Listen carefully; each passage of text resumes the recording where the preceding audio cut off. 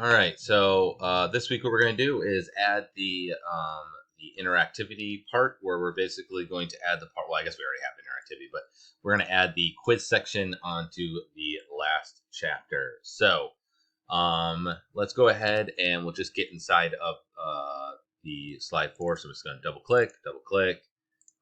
Yeah, now we're in there. Let's go ahead and I'm just going to lock this, and then we just have this on this layer. So you'll want to write your questions out, but what I'm going to do is I'm going to make some check boxes, and then we'll kind of go from there. So the first thing we're going to do is we're going to have to make our check boxes so that we can make those make sense. Okay, so I'm going to go ahead and I'm going to do it this way, but this is kind of like the play button. You can make this in a different way if you would like to, but I'm just going to make this make sense for us here. So I'm going to grab the oval tool here, and I am just going to basically draw out something that looks sort of like my bubble. I'm going to grab this, though, and make this a different color. So let's just grab that color again, and let's do a slight darker color.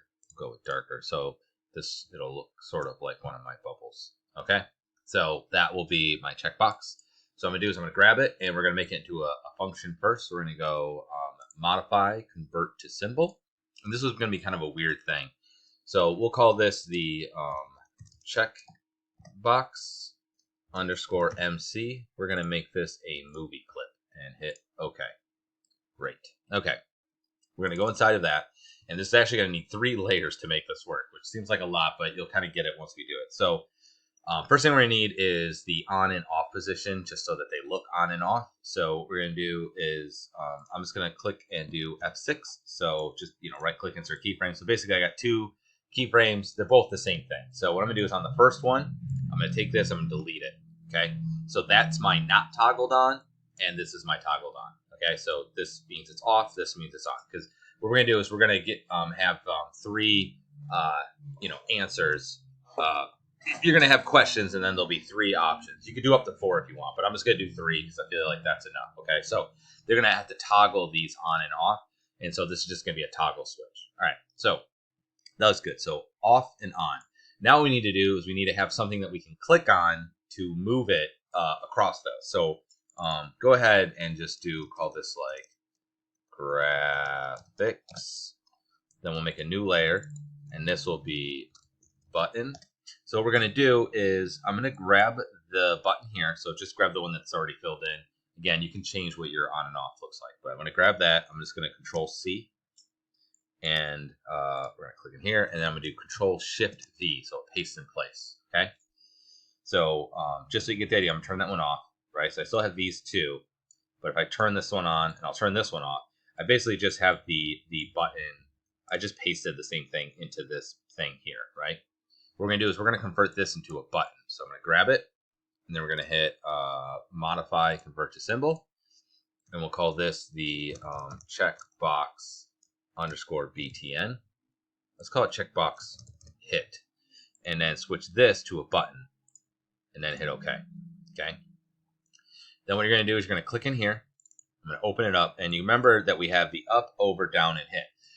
If you recall, I said the hit was for the hit position, but it's not actually, you don't actually see it per se. It's just that that's where you're going to click. So I'm letting you do is go to here. I'm going to hit F6, or you just right click and insert keyframe.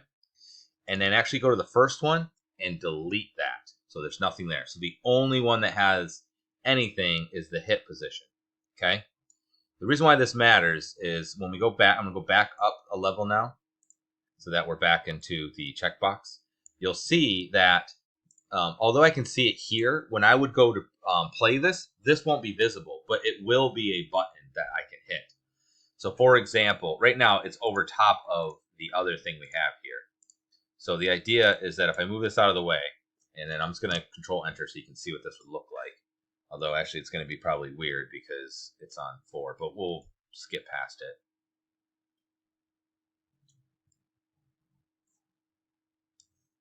Okay, so we'll just get over there. Okay, that button's going to keep playing because we have the thing. But notice, see how it's not there? But watch, if I hover over here, this is where the button is. we're going to put it over top of it so that we have something to click on regardless of the position there. This is going to give me a seizure. Okay, so that's the idea. So I'm just going to reset that back. Okay, so it's directly above this one. But we're going to use this as my hit position that we can click on it, and that's just going to tell it to play or not play. It's the same thing we already did. All I'm going to do is tell it to play and stop on each one of these frames. And so when you click on it, it's just going to go to the next frame. So we'll make another one, another layer. We'll call it Actions. Okay. And then I'll just go to the first frame. I'm going to go to Windows. You can hit F9 if you want. Codes, snippets. Oh, okay. Oops, I meant to go to Actions. Actions. I have it off screen. Actions, go to Code Snippets. You can click this little button here to get the Code Snippets. Open this up. Timeline Navigation, and we're going to stop at this frame. Okay, so that's on frame 1, and we'll delete and delete. Okay, let's also do it on frame 2. So click to frame 2, and again, click stop at this frame, and good. Okay, so basically, it'll always stop at either one of those frames if it's told to move through. What we're going to do is I'll go back to frame 1.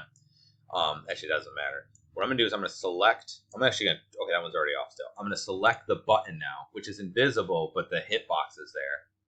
And what we're going to do is we're just going to say, click to go to frame and play. So just double click on that, hit cancel. It needs an instance name, so we need to give it a name so that it can know. So we'll just call this Checkbox hitbox. Okay.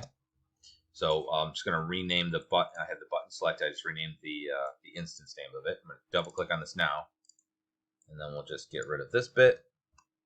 And if you recall, we don't want to go to frame and play. We just want to do this dot play, and we're not sending it any extra information. Okay, so just like that. And we just need to do the same thing. Actually, that's it, because that's already on that one. So that's it. So now you'll see if I hit Control Enter, and there's a long video to make just a checkbox, right? And bring this guy back over here again. Click, click, click. You'll see when I click on it.